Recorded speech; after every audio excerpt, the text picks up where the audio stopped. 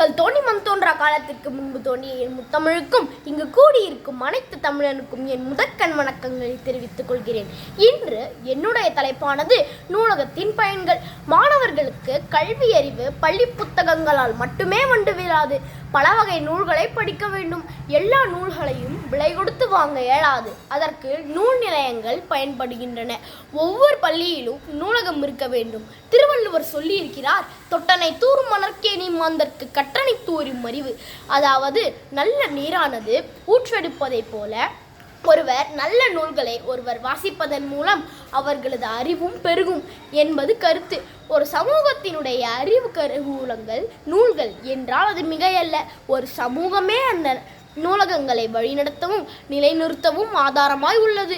கோயில் இல்லா ஊரில் குடியிருக்க வேண்டும். அதுபோன்று நூலகங்கள் இல்லாத ஊரும் பொலிவிழுந்ததாகவே அறியப்படுகின்றன.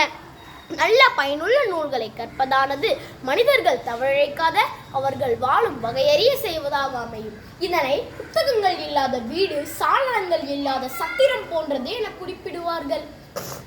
மனிதரின் சிறப்பான அறிவு மிக சிறந்த ஆயுதம் ஆகும். இதனால் தான் எமது முன்னோர்கள் அரசர்கள் தமது நாட்டின் எல்லா பிரதேசங்களிலும் கல்வி சாலைகள், நூலகங்கள் போன்றவற்றை அமைத்தனர். எதிரிகளும் ஓர் இனத்தை அழிக்க வேண்டுமாயின் அவர்களது கல்வியையும் அறிவையுமே அழிக்க முற்பட்டனர் என்பது வரலாறு.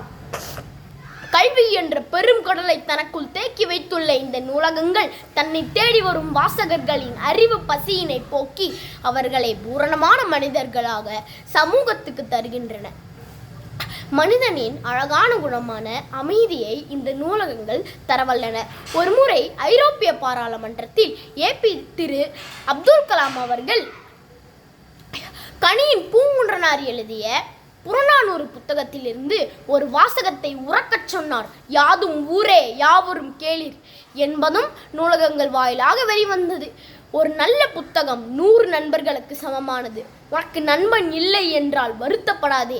ஒரு நல்ல புத்தகமே உனக்கு ஒரு நல்ல நண்பன். இத்துடன் விடைபெறுகிறேன். நன்றி, வணக்கம்.